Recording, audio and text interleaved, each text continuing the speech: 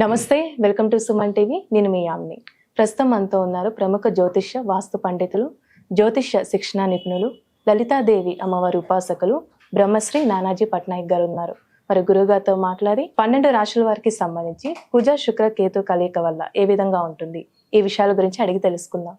నమస్కారం గురుగారు. శ్రీమాత్రే నమః.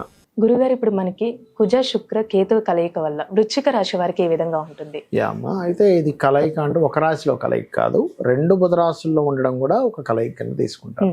సహజంగా జన్మజాతకంలో కూడా ఒకే రాశుల్లో ఉండే గ్రహాలు అంటే బుధ రాశుల్లో, శని రాశుల్లో, ఇలా గురు రాశుల్లో 2 గ్రహాలు అంటే ఆ 2 కనెక్ట్ అయినట్టే, ఎందుకంటే సేమ్ హౌసెస్ కాబట్టి. ఆ రకంగా కుజుడు, ఇది జైమినీ ఆస్ట్రాలజీలో ఉండే ఫార్ములా. ఇది కుజుడు పర్టికులర్గా మిథునంలో ఉంటూ కన్యా రాశి అంటే ఇంకొక బుధరాశిలో ఉన్నటువంటి శుక్ర కేతువుల్ని వీక్షిస్తున్నాడు.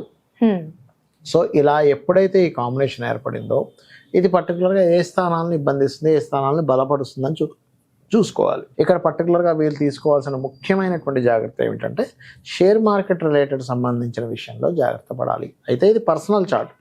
మామూలుగా గోచారపరంగా తీసుకుంటే ప్రభుత్వం మీద వ్యతిరేకత కానివ్వండి, వాహన ప్రమాదాలు కానివ్వండి, స్త్రీల మీద కొంత అఘాయిత్యాలు కలగడం కానివ్వండి, కొంత యుద్ధ వైఖరి కానివ్వండి, ఇవన్నీ ఏర్పడుతూ ఉంటాయి. బట్ వీళ్ళ పర్సనల్ చార్ట్లో కనుక తీసుకుంటే పర్టికులర్గా షేర్ మార్కెట్లో జాగ్రత్తగా ఉండాలి, గుర్తుపెట్టుకోండి. ఇక రెండవది ఏమిటంటే పర్టికులర్గా ఇక్కడ ఒక్కోసారి తొందరపడి వివాహ నిర్ణయాలు తీసుకుంటూ ఉంటాం, అవి చేయకూడదు. తొందరపడి బిజినెస్లో ఇన్వెస్ట్మెంట్ చేస్తూ ఉంటారు, ఏదో లాభం వస్తుందని. కొంతమంది చూడండి ఏవో ఆశలు చూపిస్తూ ఉంటారు, మీరు కనుక 1 లక్ష రూపాయలు కడితే ప్రతి నెల 30,000 ఇస్తాను, 40,000 ఇస్తాను. వీళ్ళు ఆశపడి ఒక నెల ఇస్తే వస్తుంది. నేను చాలా మందిని చూసాను. ఎలా అంటే ఇప్పుడు చూడండి, ఫస్ట్ ఏం చేస్తారు వీళ్ళు, జస్ట్ ట్రై రేస్ చూద్దాం, ఒక 20,000 ఇస్తారు. 8,000 వెంటనే ఫస్ట్ మంత్ ఇచ్చేస్తారు. అమ్మ ఇదేదో భలే ఉందని 1,00,000 ఇస్తాడు, 40,000 ఇస్తాడు.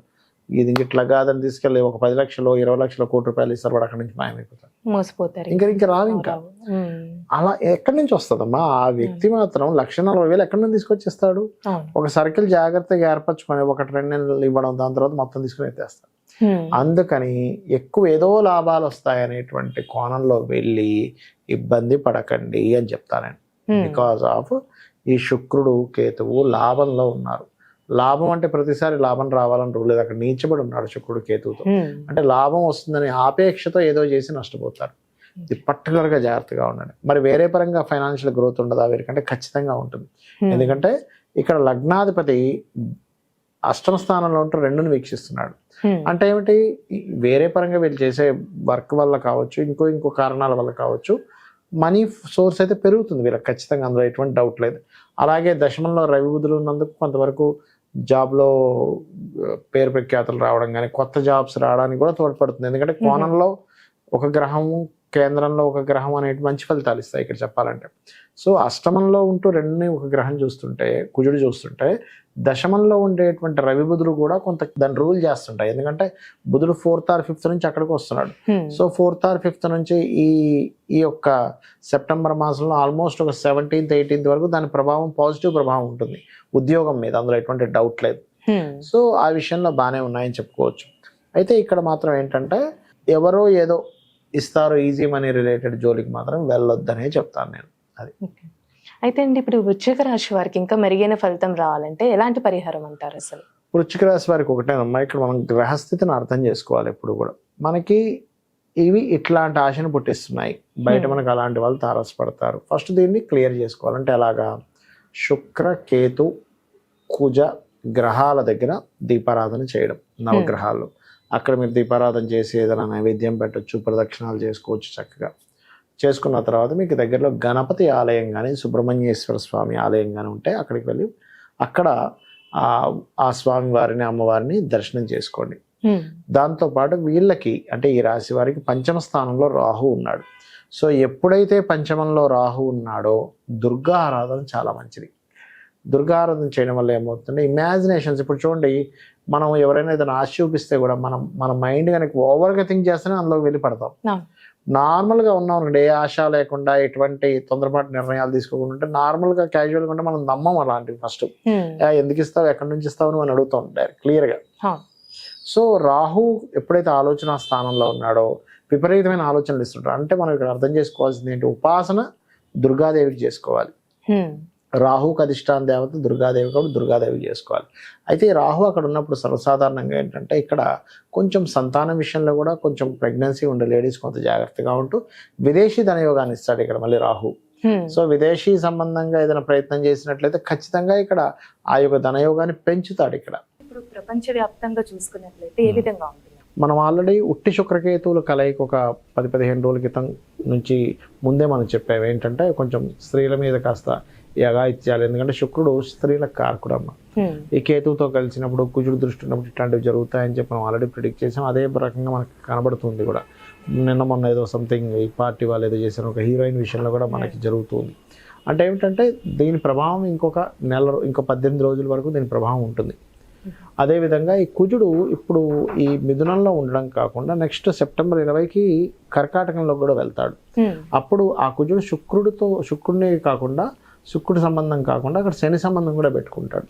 అందుకని అదొక 4-5 నెలల ప్రభావం ఉంటుంది. అంటే దీని ప్రభావం ఇప్పుడు ఓన్లీ శుక్రకుజ కేతువే కాకుండా ఇంకొక 5 to 6 months వరకు ఈ దేశవ్యాప్తంగా ఇప్పుడు ఆల్రెడీ కొన్ని యుద్ధాలు కూడా జరుగుతున్నాయి. సరే దాని ప్రభావం పెరుగుతూ ఉంటుంది.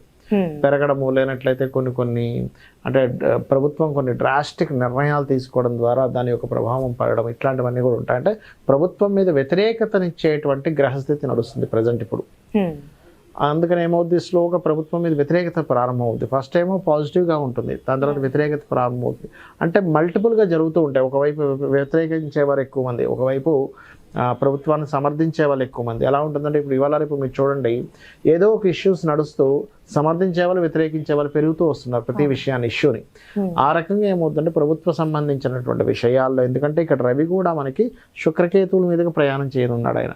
అందుకని ఏమవుతుంది, కొన్ని విభజనలు అంటే ఇప్పుడు ఆల్రెడీ ఒక ప్రభుత్వం నడుస్తుంది, ఆల్రెడీ ఓడిపోయిన ప్రభుత్వం దీన్ని అవకాశంగా తీసుకొని ఇంకేదైనా మనం దీన్ని ప్రణాళిక చేయొచ్చా, మనం ఇంకేదైనా దీన్ని అడ్వాంటేజ్గా తీసుకుని మనం ఏదైనా చేయొచ్చా అనేటువంటిది ఉంది. కాబట్టి ఈ రవి కేతు మీదుగా సంచారం జరుగుతుంది కాబట్టి నెక్స్ట్ కాస్త ప్రభుత్వాలు కూడా జాగ్రత్తగా ప్రభావం ఉంటుంది. అయ్యో పొలిటికల్ మీద జరిగేటువంటి గొడవల వల్ల పొలిటికల్ మీద ప్రభావం వచ్చే ఛాన్సెస్ ఉంది రాబోయే ఇక్కడ నుంచి ఒక 5 to 6 months వరకు అనేటువంటిది బలంగా చూపిస్తుంది. ఎందుకంటే ఈ కుజుడు ఇప్పుడంటే శత్రుక్షేత్రంలో ఉన్నాడు మిథునంలో, కానీ తర్వాత నీచస్థానంలోకి వెళ్తాడు. నీచస్థానంలోకి ఎప్పుడైతే వెళ్ళి తను శనిని వీక్షిస్తాడో, అష్టమంలో ఉండే శనిని, అక్కడి నుంచి అష్టమంలో ఉండే శనిని వీక్షిస్తాడో, శని కుజులు ఎప్పుడైతే వీక్షణ జరుగుతుందో ఏమవుతుందంటే ఈ ఫలితాలు ఇస్తుంది. అలాగే కొంత వాహన ప్రమాదాలు, శుక్రుడు వాహనాలకు కారకుడు. ఈ 18 రోజులు దాదాపుగా మనకి సెప్టెంబర్ 18th వరకు కొంచెం వాహనాల విషయంలో, అది ట్రైన్లు కావచ్చు, బస్సులు కావచ్చు, కొంచెం ప్రయాణాలు చేసేటప్పుడు కొంత జాగ్రత్తగా ఉండాలి. సడన్గా ఉన్నటువంటి ఏదైనా ఒక రాజులు ప్రయాణించేదంటే ఇప్పుడు సీఎంలు పిఎంలు ఉన్నారు, వాళ్ళు ప్రయాణించేటువంటి వాహనాలు కూడా కొన్ని చెడిపోవడం సడన్గా ఇట్లాంటివి జరుగుతూ ఉంటాయి. ఇవి కొంచెం పర్టికులర్గా చూసుకోవాలి. ఏది 18th వరకు పర్టికులర్గా సీఎంలు కావచ్చు, పిఎంలు కావచ్చు, ఎమ్మెల్యేలు ఎంపీలు కావచ్చు, వీళ్ళు ప్రయాణించేటువంటి దాంట్లో.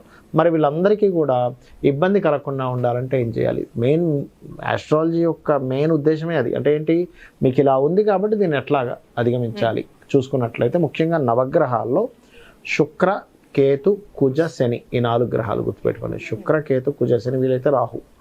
మెయిన్గా అయితే ఈ మేజర్గా ఈ 4 గ్రహాల దగ్గర దీపారాధన చేయాలి. రెండవది ఏంటంటే అమ్మవారి యొక్క ఆరాధన, అందులో ముఖ్యంగా లలిత అమ్మవారి యొక్క ఆరాధన, గణపతి యొక్క స్తోత్ర పఠనము, సుబ్రహ్మణ్యేశ్వర స్వామి ఆరాధన చేయడము. బయటికి వెళ్ళే ముందు వీలైతే ఏదైనా ఇంపార్టెంట్ వర్క్స్కి వెళ్తున్నప్పుడు కొంత చండీ పారాయణం వినడము, లేనట్లయితే ఓం దుర్గాయ నమః అనే నామస్మరణ చేయడము, ఇలాంటివి కనుక చేసుకున్నట్లయితే బాగుంటుంది. అయితే కొంతమందికి ఇందులో మనం ఇప్పుడు రాశి ఫలాలకు సంబంధించిన ఒక్కొక్క రాశి చెప్పుకున్నాం, కానీ కొంతమందికి రాశి తెలియదు. అలాంటి వారు కూడా ఇప్పుడు నేను చెప్పినటువంటి దానాలు ఇచ్చుకుంటూ, అంటే ఈ దీపారాధన చేయడము, వీలైతే గోవులకి గ్రాసం ఉంటుంది, గ్రాసము, తీపి చపాతీలు అంటారు, అంటే తేనె పూసిన చపాతీలు తినిపించడము, అదేవిధంగా క్యారెట్స్ తినిపించడము చేసినట్లయితే వాళ్ళ లైఫ్లో వాళ్ళకి తెలియదు కదా, వాళ్ళ లగ్నం ఏంటో తెలియదు, రాశి ఏంటో తెలియదు, వాళ్ళు రాయలేదు. అలాంటప్పుడు మరి గ్రహస్థితి వచ్చింది ఎలా ఉంటుంది అని డౌట్ వస్తుంది. ఈ పరిహారం కనుక చేసుకున్నట్లయితే ఇబ్బంది అనేటువంటిది రాదు. ఈ విధంగా చేసుకోవచ్చు.